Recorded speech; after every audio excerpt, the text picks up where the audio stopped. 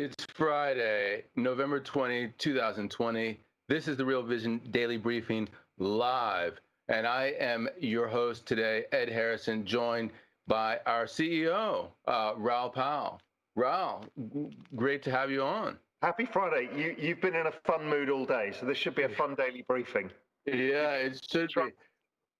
We have a bit of a gloomy topic today. I don't know if you saw what we're supposed to be talking about. It's almost like a winter of discontent, if you will. And I want to pick your brain today, Raoul, not as the CEO of Real Vision, as I was just saying that you are, but rather as your GMI, Global Macro Insider persona, because this is something that I think goes about markets, and it also goes about this healthcare crisis that we're talking about. I mean, this winter of discontent, if you will, that I'm talking about, it starts basically with the COVID-19 crisis. Yeah, I mean, I know you've been talking about it on Twitter. You put some great threads out this week, and I've been talking about the same. I actually wrote a piece on Real Vision Pro that was published this morning, and I'm going to share my screen and show you some of the charts just to get people up to speed of where we are and why my thoughts are evolving. I think yours are very similar, so I want to go through your ideas as well. Okay, that's great. So does that now appear on the screen? Yes, I can see it. Okay, so globally, we can see that the rise in number of cases of COVID is still exponential at this point, or it's rising extremely fast with over 4 million new cases in the last 7 days. So that's 54 million cases so far of this pandemic. So it's pretty big, and it's still growing. Now, Europe is where the main focus has been, and Europe has had a huge rise, absolutely enormous. And it's come back off as we've had lockdown, but there's still some rises because there's several other countries now starting to see accelerated virus. Deaths are obviously starting to come up, and they should be taking out the all-time highs pretty soon. Obviously, we all know that the death rate is lower in this phase than it has been generally because of the counting as well, because of the more testing.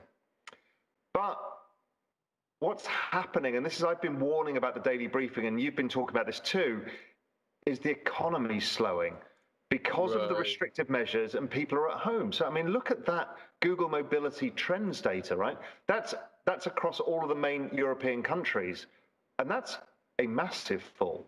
And that's basically by the way, those numbers, because I'm looking at those numbers, they are showing mobility moving first before the lockdown, it seems almost. There's a rollover there that happens before the lockdown actually occurs. Yeah, because that's the behavior part that I've talked about before, is when you've got human behavior seeing the rise of the virus, what's happening is they're taking evasive action, and then governments follow suit afterwards.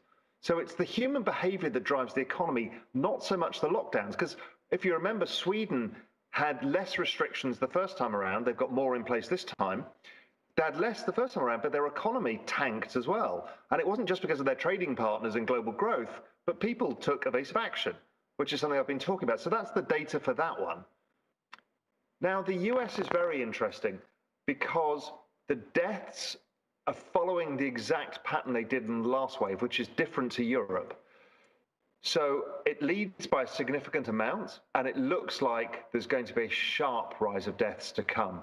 So leading to like a 7-day rolling total of up to 19,000 deaths. But the virus is going to continue to expand as we go into this Thanksgiving period, and there's no real government guidance. We saw that again today from Trump. So it's free to spread. And so that's concerning. And the US path is really on the fastest path growth projection that I've seen. And a lot of it is around what happened at 4th of July and the summer periods. So that's been a problem. And also elsewhere, India, which has finally got the virus under control, just reopened for Diwali, which is the biggest Hindu festival, and hundreds of millions of people all got together. And the weather's turned colder in India now, so I think they're likely to get a second wave. We saw the same in Ramadan as well earlier in the year. So I'm very concerned about what's going to happen over this coming period. It's the fact that Europe's showing us the way. There are lockdowns. I think the US is going to struggle with Christmas and Thanksgiving. I don't think the US will dare to close down over Christmas and New Year. So that means that Biden comes in. I think whether we like it or not, there's going to be a bunch of restrictions and lockdowns because he's going to have to get it under control because that was his election mandate. Europe, I think there's a chance they cancel Christmas. And I know everyone's like, that's outrageous, but we're already seeing, the CDC in the US has made noises about it. But I think Europe, there's no way they can allow New Year's Eve parties and big Christmas gatherings. So what does that mean? Forget about, what you or I think about the restrictions on our freedoms to celebrate Christmas with our families. All I'm interested in is this is a big economic event because Christmas, biggest spending period of the year. And this could be a big problem. Yeah, a lot to digest. I mean, let me just say that I know that the Norwegian Prime Minister, she's already said that Christmas is canceled. She's canceling Christmas for herself and the rest of the nation. So I completely see what your point is there. I think the question that I have, or that a lot of people have, is the relationship between the viral case counts and hospitalizations, the consumer behavior, and the economy. Because to me, the way that I'm thinking about it is that you get to a certain, irrespective of what the government does, you get to a certain point in terms of the case count and also hospitalization levels that you have a healthcare system overload and people react. And as a result, you already see a rolling over. And the more that you delay in terms of actually taking a mandated approach, the higher those levels go in those charts that you were showing. It's almost as if you're required to really slam on the brakes even harder if you delay more. What do you see when you talk about the U.S. not shutting down in Thanksgiving and in Christmas? It sounds like exponential growth in terms of the virus. I don't see it any other way. The evidence from around the world has shown that that is consistently the case. Europe opened up for the summer holidays. Everyone went to Spain and the south of France, and guess what? France is now in lockdown. Spain, Madrid just went into lockdown, and I think the rest of Spain will again. And it's these kind of things where, look, everybody's fed up of being locked down. You and I were talking about on camera, not that we're in full lockdown right now, but we're all taking evasive action. So we're fed up of being at home. So given the choice, some people just want to go out and enjoy themselves, enjoy that freedom back. Problem is, it comes with a price. And so it looks to me, considering what we know about the winter months, considering what the scientists are warning us about, is we're going to see a huge rise. And there's nothing to stop it. And the problem with the US right now and Europe is there's no stimulus. Right. Yeah, I think that this is where the rubber hits the road in terms of the economy and then to markets, because, and let me talk first about the U.S., because this is where it's most pernicious that, we have Donald Trump, who I showed you that the state of Georgia already certified the result for Biden. But, the Trump administration is still, Trump is still trying to fight this. And if he's fighting the election still, what are the chances that you actually have any sort of agreement on any sort of stimulus before the election, the electors go forward in December? I think that it's pretty zero. Well, also the point, Ed, is don't forget this stimulus they're talking about was the stimulus for last September, right? So we're basically an entire stimulus package behind now, because that was to paper over the cracks then. It sounds like all of these benefits are rolling off. There is no stimulus coming, as you say, and we're a whole stimulus behind. So, and by the time Biden gets in and can actually do anything, firstly, he's going to have to deal with the virus. So he's going to probably have to take a lot more economic pain. And then we're going to see some bigger stimulus packages. But even now, with this, it depends what happens to Georgia in January.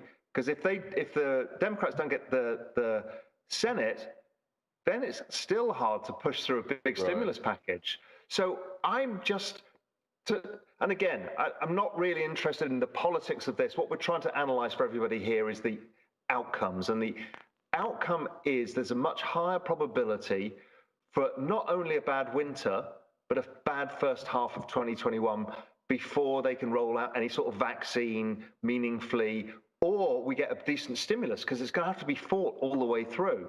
So I'm worried that everybody's way too optimistic on 2021. Yeah, I think at a minimum, from an economic perspective, there's the potential for a double dip, not just in individual places, because the economies of Europe and the United States are so large that if Europe and the United States move into negative territory, that is, their economies roll over to the point where growth goes to zero and below, then globally you can call that a double dip. But I think the big but here is stimulus, i.e., you have this level of fiscal stimulus that people think might have been coming down the pike, and if we get this amount, what does the Fed do? What do the central banks do? Don't they do not just this, but Yeah, I agree. I mean, the Fed have been saying, they're teeing us up to be doing something because there is no fiscal stimulus. And the ECB is about to do the same in December. They've made it clear that they're going to have to stimulate because the economies can't do anything themselves yet. So it looks like it's the central banks, but as we know, it's kind of with velocity of money at 1.2 or something in the US, it's basically pushing against a string. Something also interesting is I looked at velocity of money in Global Macro Investor and looked at it all around the world. And the US is the only place where velocity of money is above 1. Interesting. So monetary policy is not working anywhere. It's basically stopped functioning. Right. Where do I want to go from there? Because I had an interesting conversation with Charles Gove. And, by the way, the reason I'm mentioning this is because this was a prelude to a event that we're doing at Real Vision. It's something that we're doing on Monday and Tuesday. It's sort of the aftermath of the election. A whole bunch of speakers. We've got Neil Ferguson. We've got Dan Rather. We have Charles Gove. I'm speaking to Danny Blanchflower. A whole bunch of people. You're doing some things as well for that? So the idea, it's a really good idea, actually, is to, again, split away the politics and say, okay, here's a new change in politics and geopolitics. What does it mean for all of us, for our investments and our businesses? So we put together an event, the Aftermath, and I'm speaking to Dee Smith to talk about how we got to the situation we're in right now. And Dee and I have talked a lot on Real Vision about some of this, and that's going to be really interesting. I'm also doing a whole piece about India and the potential knock-on effects, the positive knock-on effects for India, which I think is huge. And I'm also doing an interview around Africa and what's happening in Africa now, and whether there's any opportunities for people there as well, which I feel strongly that there will be. So, and you've got some interesting interviews. There's a whole bunch of stuff. So if anybody's watching this, go to realvision.com/aftermath, and you can see the lineup and what's going on. I think tickets are about $59 up until Sunday, and then the price goes up. But it's going to be a hell of an event. It's going to set people up for the 4 years ahead, not just the next 3 months in markets, but it's setting them up about the four years ahead and what the hell is going to happen and how things are going to move forward. So it should be really good. So how was Charles Gove? Because he's always interesting. Yeah, so what he had to say that I found really interesting was we were talking about the concept of the 60-40 portfolio and equity drawdowns, to the degree that there is an equity drawdown as a result of bad things happening in the economy, despite all of the fiscal or the monetary stimulus. What happens in terms of the offset that you get because of bonds? And what he was saying is what we've heard many times is that there is no offset. However, interestingly, he said that there are multiple reasons, therefore, to overweight Asia, to think about Asia in that perspective. Not only are they obviously dealing with the virus better, but he also sees an increase in the value of their currencies, and also that you could get the bonds at a richer price as a result of that. They're not going to zero the way that you are in Europe and in the United States. So there's something to be said, not only in terms of equities, assets in Asia, but also in terms of bonds as well. And in that context, we were talking, by the way, about the Chinese. You saw that the Chinese were doing euros. The Chinese are doing a euro bond, a 5-year euro, at minus 15 basis points. And I asked him about that, and he said that, they're just going to, reinvest that money in China and get 400 basis points of carry on that. That's just a carry trade for these guys. I mean, this is what the European investors should be doing. Why are you buying at 15 basis points negative when you could be going to China and getting 385 basis points? It doesn't make any sense. So that was his point of view. Yeah, I mean, I think the whole Asia thing, and I share the view that A, Asia did very well out of this. B, there's a geopolitical reorganization going on centered around China and other things. Also, the rise of India and the opportunities that has. It needs one magic ingredient to ignite it, and that's a weaker dollar. And I just don't see that happening yet. In fact, you and I were talking about the dynamics of the dollar. So share with people what you were talking about with the yen, because I thought it was very interesting. Yeah, I thought it was interesting that about deflation, because basically what we're talking about here is the inability of monetary policy to get things going. You were talking about the best in terms of, monetary policy was in the United States. Everything was under one in terms of velocity. The velocity of money elsewhere. Japan is a perfect example of this. These guys have been printing money like crazy for years, and yet they still have deflation. The last CPI print they came out with was the worst CPI print that they've had since 2011. And the yen is massively strong on the back of that. So the yen is strengthening as we speak. And I think that you pulled up a chart based on that showing the correlation. Maybe you can speak to that. Yeah, I thought it was interesting because you and I were chatting and you were like, well, I think the yen's to do with deflation. And I'm like, I don't know, let me have a look. So I put the chart on Bloomberg of Japanese CPI against the yen, and they're identical. Now, I'm not sure, as you and I were chatting, I'm not sure whether the strong yen is driving the deflation or the deflation is driving the strong yen. But I've always been of the opinion, with your hunch, I think, as well, is that deflationary tendencies tend to drive up currencies. If the yen is already deflationary, Europe's deflationary, I think the US is next. And I've been saying this for a while. And if you think about this winter of discontent that you and I are talking about, the probability of US deflation is getting higher. And that may be one of the impetuses that pushes up the dollar. In the end, I've always said they're going to orchestrate a weaker dollar in the end, but I think it comes from a higher level first. And it's when they change the dynamics of the dollar and they start to weaken it, that's when Asia does really well. It'll be a 10-year buy and hold, all of these emerging markets. But I feel like that dollar dynamic, particularly driven by this deflation issue and the amount of debt in dollars, because debt plus deflation is always a kind of a bad combination because your real debt keeps going up all the time, right? So it's harder to pay off. Well, that to give a plug to Charles Gobb in terms of that, that's what he was talking about. He was talking about regional deepening in terms of cross-currency border activity in Asia, so that they could get away from that. Because if you think back to 2008 and even back to the Asian debt crisis in 1998, all of these transactions are happening in dollars. When the dollar goes up, suddenly your liabilities have gone through the roof, and that's bad. And Asia has the potential, in his view, of getting rid of that and then starting to do sort of transactions in local currencies. Yeah, very interesting. And this is also the rise of the central bank digital currency initiative. I mean, the IMF have said they don't want the reliance on the dollar. Now, there is another school of thought that you launch digital currencies and therefore the dollar's now accessible to everybody, the guy in Angola to the person in Papua New Guinea. And what happens if the world becomes hyper-dollarized? That's a risk in that too. So I don't know how this is going to play out, but I know that people are unhappy with this fact that the US economy is 25% of world GDP, yet 79% of all trade is in dollars.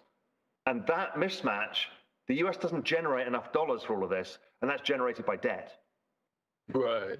And so for me, the question is what happens then in the near term from your perspective when you see that? I was asking you about DXY at pretty much the lowest level that it's been since the COVID crisis happened. Uh, is that sustainable? Is it going to break down below that level, or where does it go from here?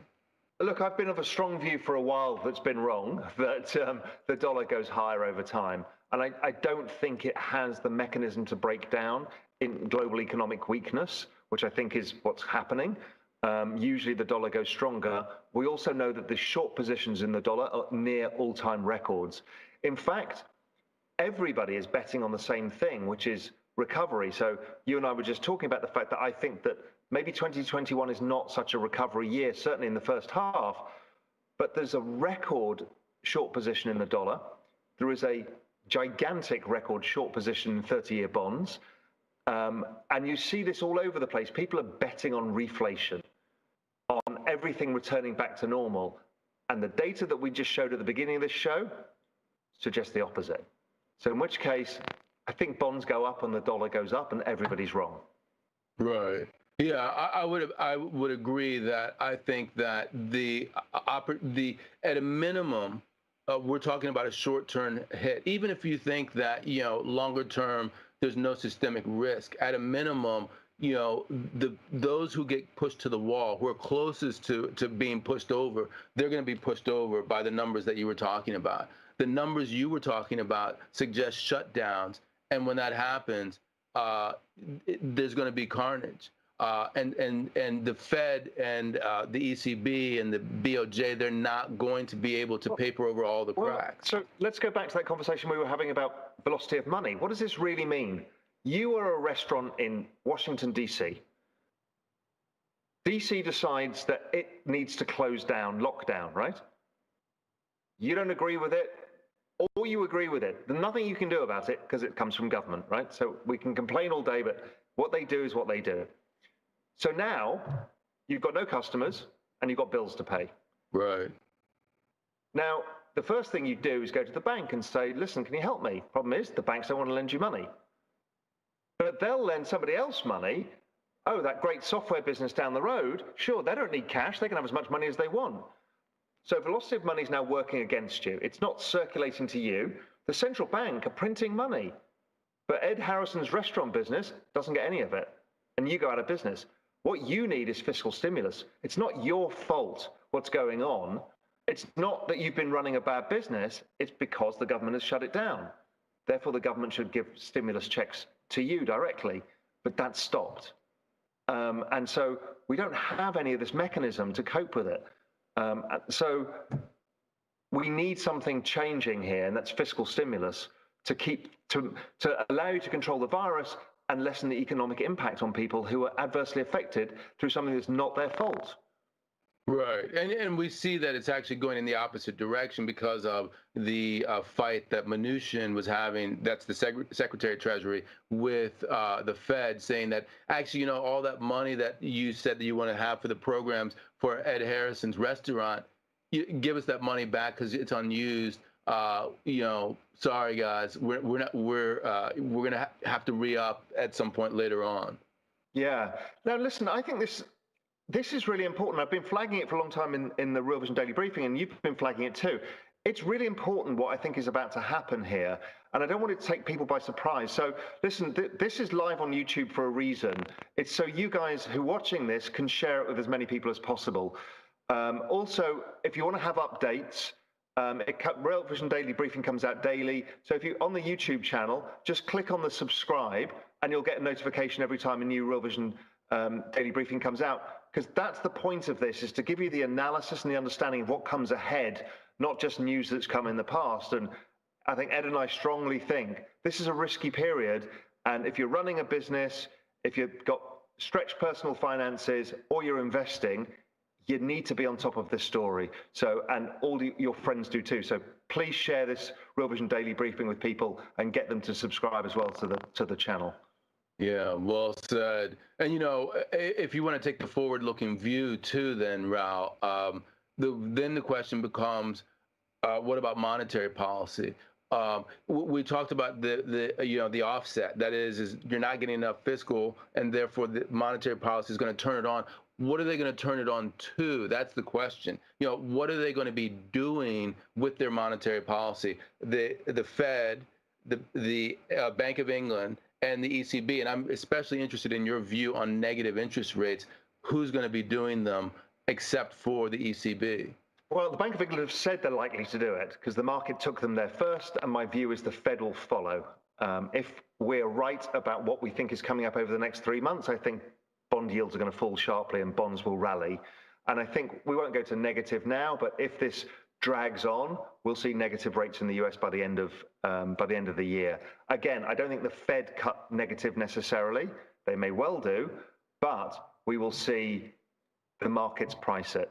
What's also interesting, if people picked up, and I've been bleating on about this, the central bank digital currencies, Andy Haldane at the Bank of England made it absolutely clear one of the things they can do with it is use massive negative interest rates, which is something Hugh Hendry talked about on Real Vision. Right. And people are like, you're a nut job. Well, the Bank of England are already talking about it, as is everybody else. If people can do it, if they can structure negative interest rates, significant negative interest rates on parts of the economy using central bank digital currencies, they will do it. Right. I had a great conversation with Bill Campbell on the same subject. Actually, the thing that I was thinking about in terms of the conversation I had with him wasn't the interest rate being massively negative. It was, crossing over the Rubicon between positivity and negativity. Because what he said to me is that, okay, yes, the market leads the central bank. So, as in the UK, it starts to shade into the negative territory, and that sort of like the opens the floodgates. But once the floodgates open, i.e., the central bank goes negative with base rates, you have a massive move down to, say, 75, 80 basis points like you did in Europe. So there's that one last mad rush. So you get that convexity right there, that massive convexity, but that's the last hurrah if you can't have that 3 and the 5% negativity that Hugh Hendry's talking about. Yeah, I totally agree. And I'm playing that move, buying calls on bonds or TLT and stuff like that, also in Eurodollar futures, just because I think there is a decent chance we get this convex rally because the whole pension system gets forced in and the insurers get forced in as yields start falling, and it moves this market much further than would be expected, particularly as we go to negative rates. So yeah, look, I think it's an investable trade, and I think it's the last hurrah. After that, I think Charles Garve is right. There's no bond offset to anything, and you're kind of on your own in the equity market. And that's why, you even heard it today with Rick Reeder from BlackRock. This is one of the things driving Bitcoin. People are seeing that it has a value within their portfolio. So now we've had BlackRock, Stan Druckenmiller, Paul Tudor Jones. I mean, you name it, everybody's lining up on this now. Bill Miller. I mean, it's endless. I'm looking at the time. I think we're 28 minutes into this, and that's the first time that we've mentioned Bitcoin or crypto at all. Is that amazing? Well, I'm kind of exhausted because we launched Real Vision Crypto on Wednesday. We've had like tens of thousands of people join us. It crashed the platform. There's so many people joining. So I'm kind of exhausted from Bitcoin, although it keeps going up every day. It does. Oh, you know what? Actually, speaking of which, we have a ton of people who have already started asking questions. Can I start peppering you with a few of these questions here, Raoul? Yeah, absolutely. Okay. So this first one here this goes way back to the early part of our conversation. Ben Thomas, he asks, given increase in deaths in cases globally, how is the recent sell-off in gold and miners explained? Still hope? Vaccine news, delayed stimulus in the U.S. Gold seems to decouple somewhat from everything.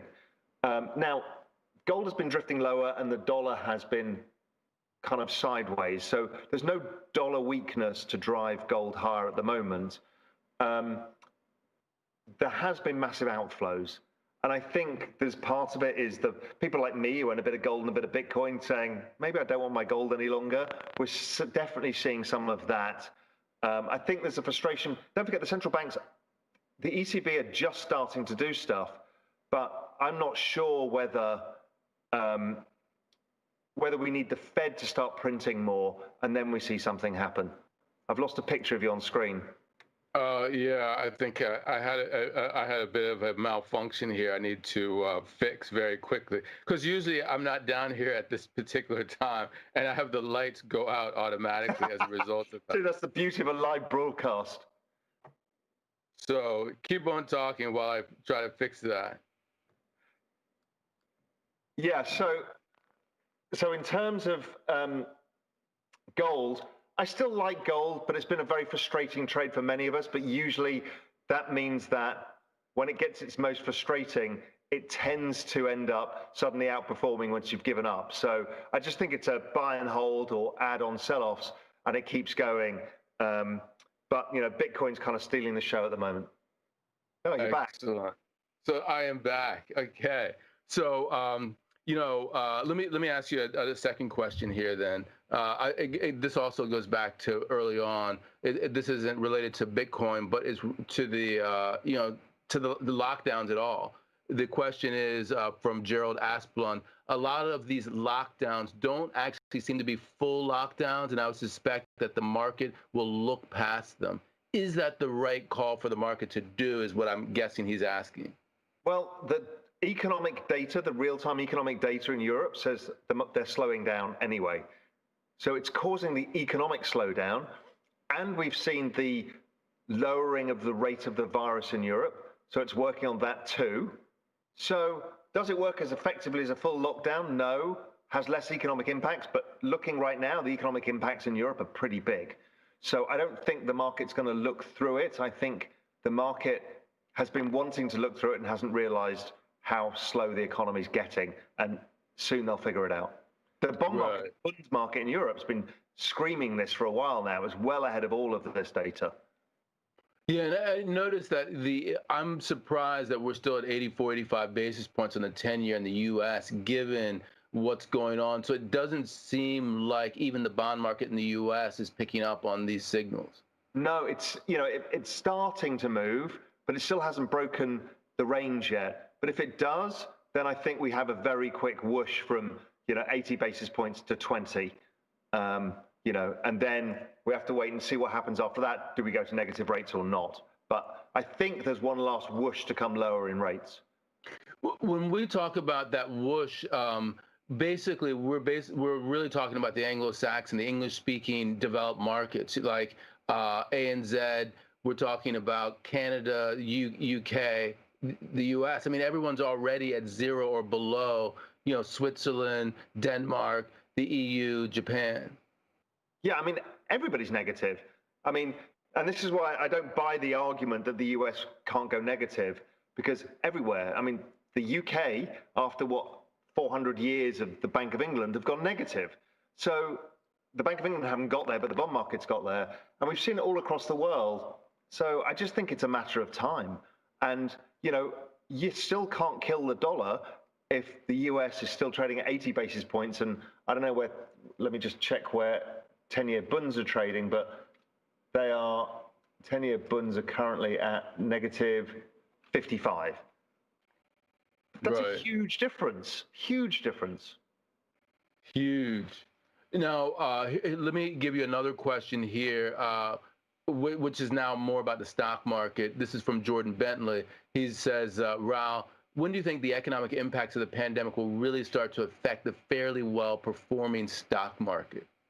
I don't know. I've been of in fact, you and I talked about this on the last time we did a daily briefing together, whenever it was, September, and we said we probably think the market's topped. It's kind of still topped, hasn't really gone beyond that. I don't know. To me, it feels a bit like the 2000 top, which was a lot of chop like this before it eventually went down. I don't know. It's not a better one to take. So if people are fully invested in the stock market, either buy calls instead, so you can reduce your downside and get rid of your stocks, or just reduce some exposure. I don't like it here. It concerns me. We've got economic weakness. We've got a change of government. We've got just a lot of things going on, and there's a lot of optimism priced in. Right. But what about the growth value mix? Because I mean, the first thing that I think when what you are saying is true, and of course I agree with that about downside risk in terms of the economy, it would suggest that this nascent rotation into growth could be premature. When I say premature, I mean, let's just say that this is a very limited period of time, and then we come out the other side. Could the markets look through this limited period of time and still allow value to outperform until we're through this period? I don't know, Ed. I really don't know. Look, there's another big change to the growth side of the equation is we've got a new government. We don't know what regulations are coming in for tech companies. There's a bunch of unknowns still. And again, that makes me a little bit cautious. I also note that basically the value trade is the reflation trade. It's the same thing the market's doing as shorting 30-year bonds or selling the dollars, all part of the same narrative. And I worry that that narrative might get taken out and shot soon. Right. Here's another good question for you. Voltaire's ghost is asking this. I don't know what that's about.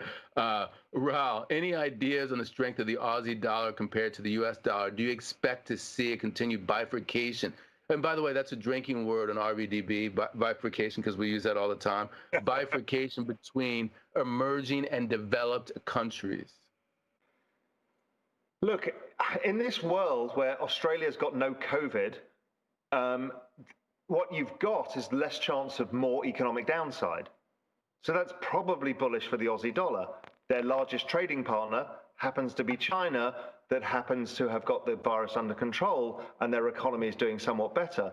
So if your own internal economy is recovering, you've got no virus to concern about a second wave, and your largest trading partner is doing okay, that's probably okay for the Aussie dollar. The Aussie economy, yeah, it's still going to be slow. We've got problems with debts because they're still part of the global economy. But the Aussie dollar won't survive if the US dollar goes higher. It will fall. So again, it's part of the reflation narrative, I believe. Right. Here's another question. Well, you know, like as I ask questions, like three more questions come up. So it's like I have to go a little bit faster somehow. Arthur is saying, I'm a small business owner in the USA. I wonder what they will do about additional stimulus for small business. This is exactly what you and I were talking about earlier, especially hospitality, which is in a depression. Yeah, I mean, look, it's heartbreaking. My brother-in-law is in the business as well. He's got restaurants in Asheville, North Carolina, and they're almost in lockdown again. It's impossible for the hospitality industry and the tourism industry and a number of these industries. I strongly think it's not the fault of people running bad businesses. It's not the normal Darwinian cycle of the business cycle. I think people need assistance now, whether that's long-term interest-free loans that basically get inflated away over time, whatever format, people need to be given some assistance. And I'm pretty sure that the next fiscal stimulus will have something for this, because this can't go on. It's impossible people to deal with this slowness of economic growth. And again, it's not necessarily lockdowns. It's people taking evasive action, not going to restaurants is bad enough. I mean, it's really hard. But I also worry about, okay, but he can't pay his rent, let's say. His landlord then can't pay his mortgage. Who's going to help him out? Because he's not part of the stimulus pack. There's snowball effects here, knock-on effects, the things that I call the insolvency. They're all writ large right now. I mean, they're everywhere. And it's going to be complicated and nasty, because the PPP loans didn't work. So that was one idea to help people, and that didn't really get taken up. So it's complex. Right. Yeah, and I think that's at heart something between Mnuchin and the Fed in terms of wanting that money back. It is really difficult to get out to the smaller businesses because bail out GM or Chrysler. That's just one or two companies. It's a lot easier to target them than a bunch of smaller size organizations. Yes, exactly. To help. So here's another one for you. We've got a question from Frank who says, would you add to a BTC position now? You've frozen on me, by the way. I don't know if I'm frozen. I would suggest that wait for a pullback now. Something like a 20% sharp pullback is a great opportunity to get longer. Overall, I've been just ongoing adding every time there's a correction. We haven't had a correction for a while now, so let's just wait for that. Because if not, even though you may be holding it for the next 3 years, so you don't really care, it never feels good to go into a trade and suddenly see it go 20% against you. So, it always feels better to be on the front foot, to wait for a correction, wait for that sharp 20% sell-off, then put your money in. So get your ducks all lined up in a row, get the cash ready to allocate, wait patiently for a correction. And most people have a bit of Bitcoin now. Well, many people have been following me. So that's okay. You've got a call position. So wait for the opportunity to be on the front foot, not the back foot. Because buying screaming highs might work out for a while. But if you get it wrong, suddenly it's in your face very quickly. Yeah, on that score, I think Gabrielle has an interesting question about what could be a black swan event for Bitcoin in the midterm. By the definition, we don't know because it's a black swan. Very true. I have no idea. I don't see its regulation because by everything I've heard from all the central banks and all the kind of governing bodies, there is nothing of that coming. I don't know what it could be. Maybe it's a big theft from a giant exchange, something like that could cause a panic. But right now, I don't see it. But it's a black swan, so I won't see it coming anyway. I have a interesting question for you because I have no idea what this is about because I'm not in this space. But it's from David Nino Brown, who asks, what do you think of VeChain? I don't even know if I'm saying that correctly. I don't know either. But I'm not deep in the space. I'm very shallow in the space. I just know an opportunity when I see one. So speaking of which, let's go back to this whole decoupling of gold and then gold versus Bitcoin versus fiat currency.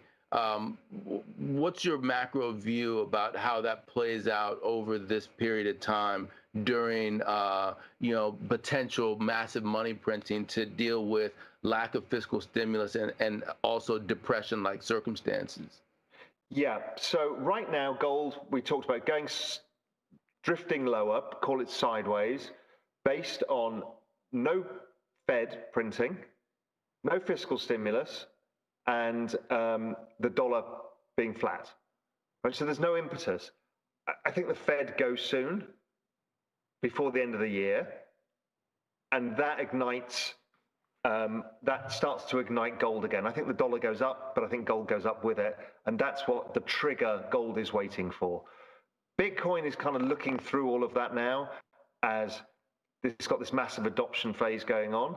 So we're seeing huge inflows and very restricted supply. So by some accounts, and I'm going to speak to Dan Moorhead from Pantera, kind of a macro legend from my world, who saw the crypto movement before anybody else and started an amazing business in it. He dropped me an email the other day, and I'm going to speak to him about it, saying that they've calculated that with PayPal and Square Cash app, that if it continues to grow at the rate that they're growing with Bitcoin, they're going to take all of the new coins mined every day. So in which case, there is zero new supply. And we know that all of these banks and corporates and pension funds and everybody else is buying this stuff. There's a price dislocation to come on the upside. So that is why Bitcoin is really starting to outperform as the market's getting a sense of there's not enough supply, there's not enough supply. You see that in commodity markets from time to time. So this is a big deal. And the US dollar, I think if global growth goes weaker, which we think is a reasonable chance, then the chances are the dollar goes higher because it causes a bit of problems. So that's kind of how I'm positioned.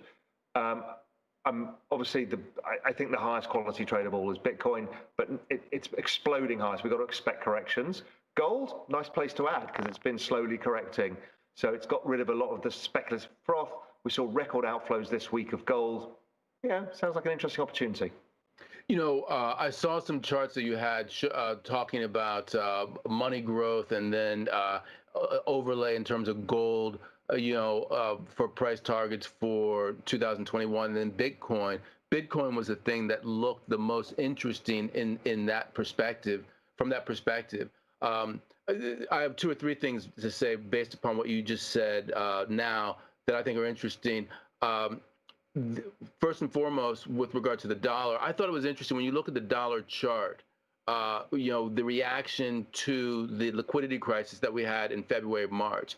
The dollar went down. I mean, it was almost like a straight down if you look over a 1-year time horizon, and then it went straight up. It went, from like the 96, 97 level down, and then just parabolic rise up. So just because we're at this 92, 93 level doesn't mean anything in terms of if there's a liquidity crisis going forward. Yeah, exactly. And again, it's all the dollar is related around debts. And, what caused that massive move? There was no dollars in the system because the world had shut down. Then there was a massive flood of money into the system. And basically, in the end, if you look at the long-term chart, it's still in the range. So we need something to change in this dynamic, or maybe it just does what the yen does and goes nowhere, and we're all wasting too much time looking at the dollar. And maybe, the yen, if you look at the long-term chart of the yen, it's done nothing for 30 years. It's basically traded sideways, pegged at kind of 105. Right. When you were talking about the Bitcoin and the adoption, it's almost like it's becoming mainstreamed. And that was actually my next question. You were already going into it. That is that what happens not just to the price of Bitcoin, but to the market of cryptocurrencies writ large when the likes of, Stan Druckenmiller is saying, okay, it's safe to go in there. I'm a mainstream guy. I'm telling you that I'm thinking about this. Actually, I'm in it already. What happens to the dynamics in those markets? Well, I'm speaking to a lot of people in the space right now, and they're all saying they're dealing with many of the world's biggest investors, institutions, financial companies, who are all setting up to buy Bitcoin. So the more of those names, like Rick Reeder from BlackRock today saying, sounds like he owns it personally, it's not in his funds yet. But if you own it personally, you're going to go to your boss eventually and say, listen, I think we should have this in the fund. So that process comes, and if you've got this restricted supply, you've got far too much demand than it can deal with. I don't know if many people remember the copper market back in the kind of into 2007, 8, is China became the dislocator. There was not enough copper, this massive wall of demand, and copper went exponential, just didn't stop going up. And oil did similar things because of the rise of China. This is a similar thing when you just don't have supply and you have a huge amount of demand coming. So it's all coming. Retail aren't even in the space, really. Right. Yes, you see a lot of people on Twitter making noise, but if you look at the Google Trends, Bitcoin doesn't even feature. Interesting. Here's something that's somewhat related to Bitcoin. I believe this is from King Teletubby. Very interesting name. He says, if countries are introducing negative rates, would you agree that a portfolio mix of Bitcoin and commodities is a smart move? And then the second question is, how do you feel about treasury bonds in this environment, which I think you've already answered? Commodities. The problem with commodities are they're driven by global demand, except precious metals, which is a store of value. It's a different proposition. If all of the central banks are going to negative rates, it means the economy is terrible and it's still not the time to own commodities. You need a falling dollar and the pickup in the global growth cycle. Then you can own commodities for usually a decade.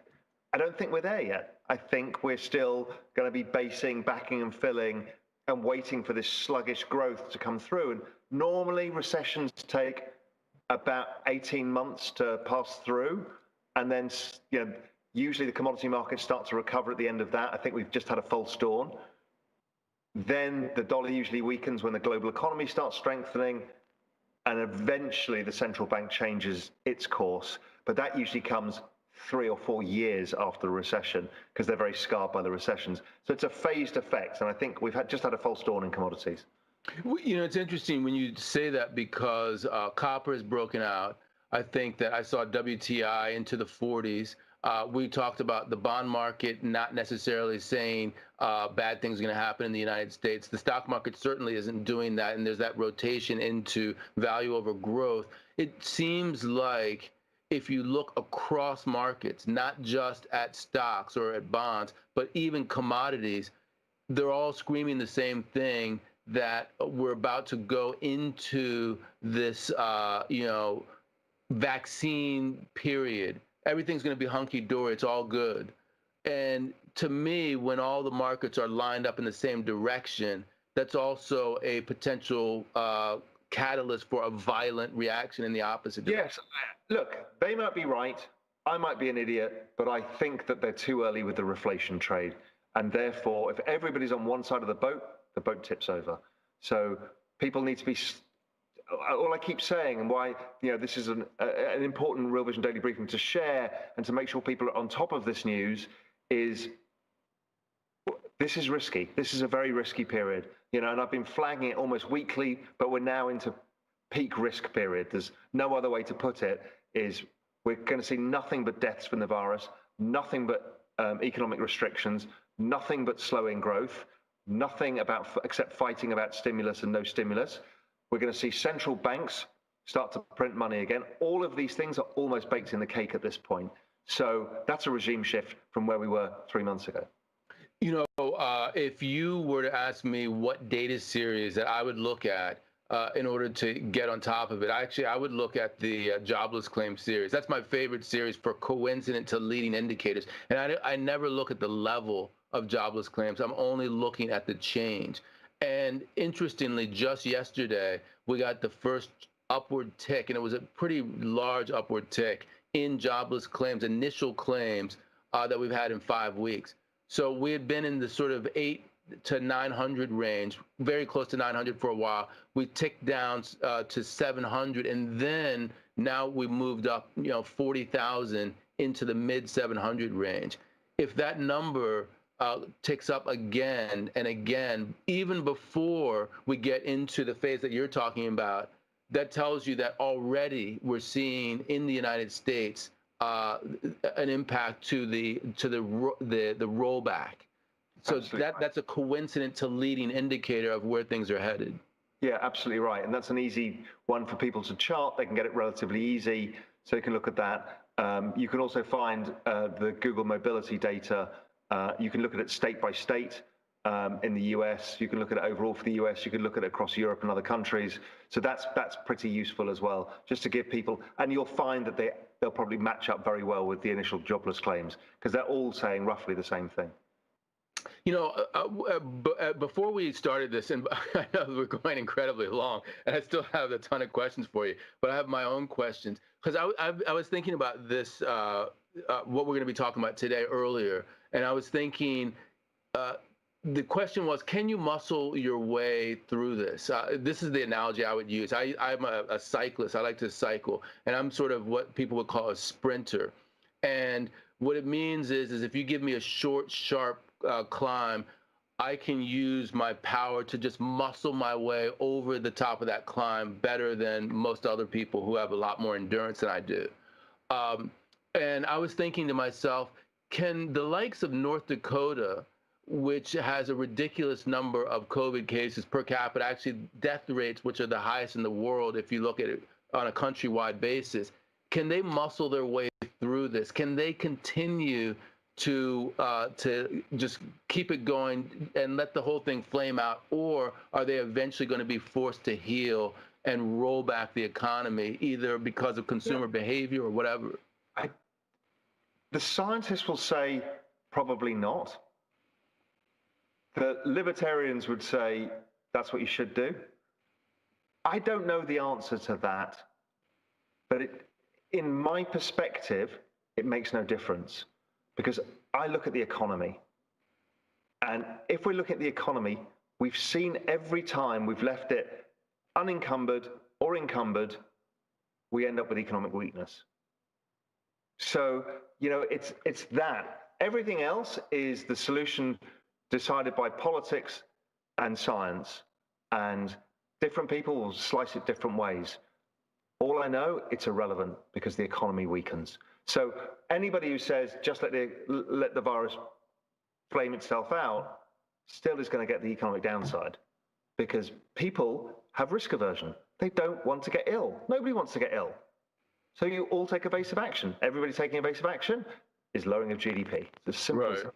Yeah, I would agree with that. And, we already know that the North Dakotans they've implemented mask restrictions, and they've also said that restaurants, they have to restrict, how many patrons there are. They're doing that. Why? Because of what you said before, that the market's already moved there. People have already moved there. The government is moving there as a result. So you can't just let it happen. People will move accordingly. So I agree with you 100%. And the data show that that's the case. Let me just take a slightly more apocalyptic turn here, because there's a question. This is from Jonathan Ventura, and he says, this is fairly strong stuff. Does Raoul believe there are any strong geopolitical risks that may come to a point in 2021, like a civil war in the U.S., or does he see any risks of hyperinflation and how that'll affect commodities and crypto? The answer to all of that is no. It's clearly not a zero chance, but I don't think there's the risk of civil war in the US. I don't think there's a risk of a full kinetic war with China. I don't think there's any chance of hyperinflation in any way, shape, or form. And so, no, I don't see those risks on the horizon right now. Could they happen? Possible. I just don't see it. Right. Yeah. I do have a lot more questions, but I'm going to sort of wrap it up with a few. Yeah, because we could go all night otherwise. Exactly. Here's a good question, I think, from Connor McGuire. What is Raoul's view on commercial real estate going forward post-COVID, given the unprecedented private equity dry powder in the space? And, before you answer that question, let me just talk about Jim Chanos. I don't know if you saw the interview there. And something that you were talking about before in terms of not being able to pay the rent. I thought it was interesting what Chanos was saying is that actually some of these companies, they can't get out of their leases. And if they don't go belly up at a minimum, they're locked in. So you have a slow bleed there. It may not actually be that commercial real estate is just like a bang. It could be a slow bleed. Well, think of Real Vision. We've got empty offices in New York. Everyone's working from home. We can't get out of our lease. We would downsize if we could, because we think, well, we quite like working from home. If we can have an office that we can pop into and hot desk and stuff, we'd do that. But we can't get out of the lease.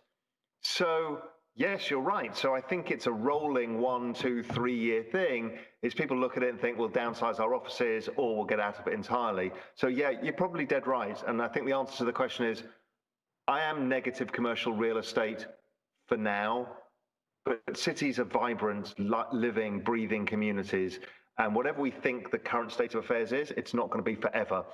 Different people find different reasons to move in cities, because cities give people huge economic advantages.